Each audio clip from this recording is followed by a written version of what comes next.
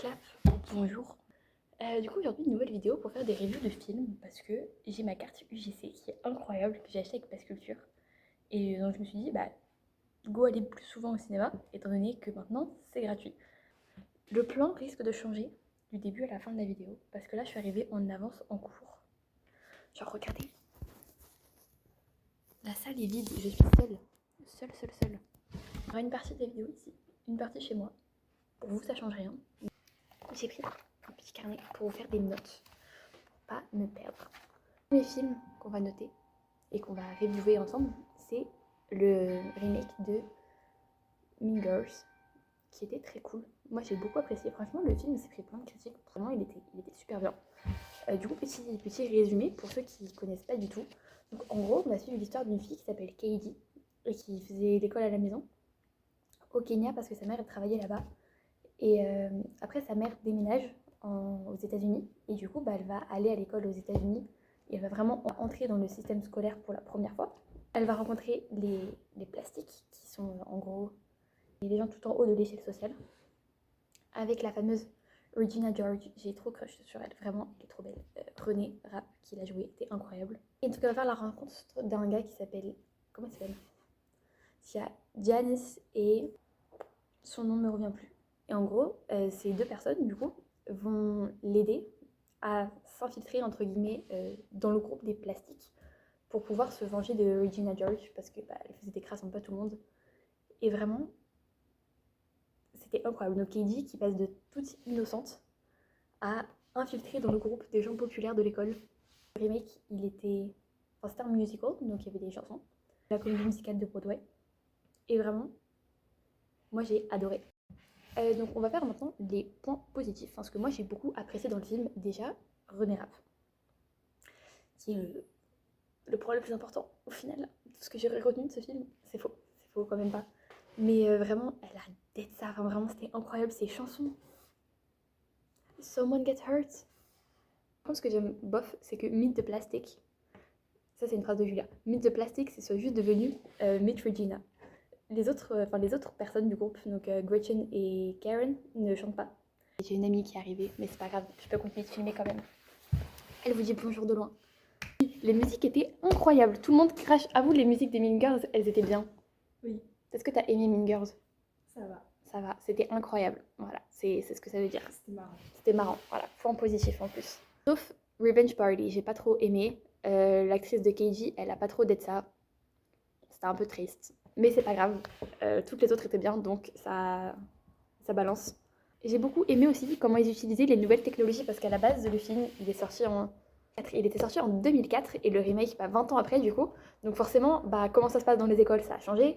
Les technologies, surtout tout comment ils ont introduit les scènes avec les TikTok, c'était incroyable. Enfin, c'était trop bien fait, je trouve. J'aime beaucoup que les amitiés Gretchen et Karen, elles ont été développées. Et même Karen qui envoie des messages à Keiji quand tout le monde se fout de sa gueule et tout. Enfin bref, Karen, très cool. Changement de plan. Le personnage de Karen, il est moins développé dans ce film-là, je trouve. Et il y a la scène iconique là où ils sont tous au téléphone, elle y est pas. J'étais un peu triste. Mais oui, j'aime bien comment tous les personnages, ils sont plus appréciables. Genre, je sais que par exemple, Janice, je la détestais dans les premiers films. Genre, enfin, je voyais pas son intérêt. Pour moi, elle était juste là et elle était un peu chiante. Et là, dans celui-là, elle est vraiment incroyable. Donc, moi, ça mérite un facile 4 sur 5 étoiles. Incroyable. Maintenant, film numéro 2, Wish, que je suis allée voir début janvier. Et pareil, ce film, il s'est pris beaucoup de haine. Enfin, franchement, moi, j'ai trouvé que ça passait de ouf. De Wish, c'est que y a un royaume où le dirigeant, enfin le roi, du coup, il a des super pouvoirs. Les habitants leur confient leur vœu à eux le plus cher, qui prend ensuite la forme d'une sorte de petite boule bleue. Le roi, lui, il est censé en gros en prendre soin. Et selon certaines cérémonies, c'est le vœu de une ou deux personnes dans tout le royaume. C'est l'histoire de Aïcha, qui en gros va être prise pour travailler pour le roi. Et elle, ce qu'elle veut, c'est exaucer le vœu de son grand-père principalement, et qui a fait son vœu il y a des années, et qui attend toujours. Et en gros, le roi il lui dit oui, non, vœu pas possible, vœu pas réalisable. Et du coup, en gros, elle apprend que le roi il compte pas réaliser, il y a plein de vœux qui seront jamais réalisés, et elle est pas contente. Ah, elle est pas ok. Et en gros, bah, tout le plot du film, c'est elle qui va essayer de trouver une autre façon d'exaucer les vœux de tout le monde. Et le roi, il va un peu se faire corrompre par la magie. Ce que j'ai beaucoup aimé dans ce film, c'est déjà, les plans sont super jolis. Genre vraiment, enfin, l'animation, elle est différente des autres Disney et je trouvais ça cool. Et les plans sont super beaux. J'aime bien qu'on ait un vrai méchant. Enfin, les nouveaux Disney, il n'y avait pas de méchant clair. Par exemple, Encanto, enfin, c'était la grand-mère, mais en vrai, elle n'était pas vraiment méchante. Enfin, il n'y a pas un méchant très précis. Juste, il s'appelle Magnifico. Qui s'appelle Magnifico? Quel ego il a pour s'appeler Magnifico? J'ai beaucoup aimé le grand-père. En plus, il m'a trop rappelé mon grand-père à moi. Et je sais pas, il était trop mignon, j'ai l'aimais trop. Un truc que j'aime bien dans le film, c'est qu'il y avait plein de caméos aux autres Disney. Donc il y avait les meilleurs potes de Aïcha, des designs des 7 nains. C'était trop, enfin, je trouve ça trop drôle. Aïcha, elle a la robe de la marraine de la bonne fée. Incroyable. Et à la fin, il y a Peter Pan aussi. Enfin, bref, il y a plein de petits caméos comme ça et je trouve ça trop bien. J'ai pas trop aimé. J'ai pas aimé que. Enfin, j'aime pas le concept de quand tu donnais ton vœu au roi, après toi tu l'oublies. Et plus c'est quoi ton vœu. Et je trouve ça super triste. Le film, elle est très cool. Et du coup, je lui mets la note de 3 étoiles, franchement. Film numéro 3, Nothing One But You. Moi, c'est l'histoire d'une fille. J'ai oublié tous les prénoms des personnages par contre. C'est la Madame Blonde.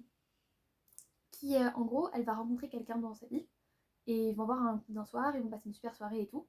Et le lendemain matin, elle panique et elle est partie. Et quand elle revient juste pour s'excuser et quand même dire bonjour au gars, elle tombe sur le gars qui parle super mal d'elle à son meilleur ami. Et du coup, elle le prend mal. Et elle le blacklist un peu dans sa tête. Tu vois, c'est vraiment lui, horrible. Et en fait, ils se recroisent au mariage de la sœur de la fille qui se mariait avec la meilleure pote du gars. C'est pas très. Je mettrai peut-être des photos pour illustrer. Et du coup, ça fait un plot vraiment de foudre à ennemi. Parce que là, ils se rencontrent, ils se détestent. Et en gros, bah, au mariage, il y a tout le monde qui va vouloir les recaser ensemble. Du coup, ça part en plan de fake dating. Et bon, à la fin, ils finissent vraiment ensemble parce que bah, c'était une comédie romantique. Donc, il y a le lovers à la fin. Moi, j'ai beaucoup aimé le film parce qu'il y avait beaucoup de. Enfin, il avait des très bonnes vibes, je trouve. Enfin, juste, t'as regardé, t'es heureux. Donc, je pense aller le voir au cinéma entre potes. Moi, je recommande. Il y avait une scène que j'ai adorée. En moment, ils finissent tous les deux, genre, bloqués dans l'eau parce qu'ils étaient tombés d'un bateau. Et il y a un hélicoptère qui va venir les chercher et tout. Je pense que c'est ma scène préférée du film. Par contre, ce que j'ai pas aimé, le début du film était un peu long. Et le milieu aussi, genre, je sais pas. Et un truc que j'ai trouvé triste aussi, c'est que la fille principale, de base, elle était fiancée avec un gars. Et bah, ils ont pas divorcé du coup, mais ils se sont séparés. Et en fait, les parents de la fille, ils veulent absolument la recaser avec ce gars. Sauf que bah, elle a pas envie. Et donc, elle va vraiment essayer de l'esquiver tout le film. Alors que, bah, vraiment, il avait l'air trop mignon. Genre, j'étais en mode bichette. Il méritait mieux quand même. Alors, à la fin, il a un petit happy end. Donc ça, c'est cool. Ah, j'ai pas donné de notes. Moi, je l'ai noté à 3 étoiles sur 5. Dernier film, c'était le film d'Ali. Je suis vraiment allée le voir à la base parce que bah, j'avais du temps à tuer.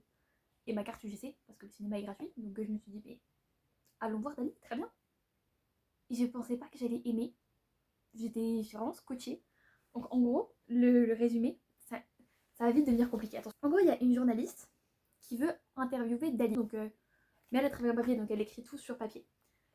Et bah Dali, déjà, il le regarde, il fait ah ouais, mais moi je vais être filmée. Et après, elle décide qu'elle va faire un film. Comme ça, Dali est filmé, il sera content. Et en fait, tout le long, c'est juste elle qui va avoir son interview. Et après, je peux pas vraiment vous expliquer plus l'histoire vu que j'ai pas trop, j'ai pas trop le sens de cette histoire. Parce que c'est vraiment, pour le coup, un film inspiré du personnage de Dali, de ses tableaux, de ses œuvres et tout. Et du coup, très vite, ça perd de sens. Il y avait beaucoup de travail sur les comiques de répétition. Beaucoup sur les comiques de répétition. Et plein de types d'humour comme ça. Et du coup, vraiment juste, on regarde la scène et on se dit, attends, quoi? Et c'est assez particulier. Je sais qu'il y a 6 acteurs de Dali. Je pense que c'est pour ça que le film, quand on le voit écrit Dali, il y a 6 A. Et je pense que c'est parce qu'il y a 6 acteurs différents pour le personnage.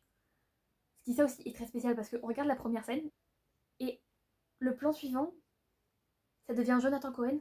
Et moi j'ai trouvé ça très cool que ce soit un film différent des autres. Enfin, si vous aimez pas les films où il y a vraiment une histoire très cadrée, une situation initiale, l'élément perturbateur, les péripéties, la résolution, allez pas regarder.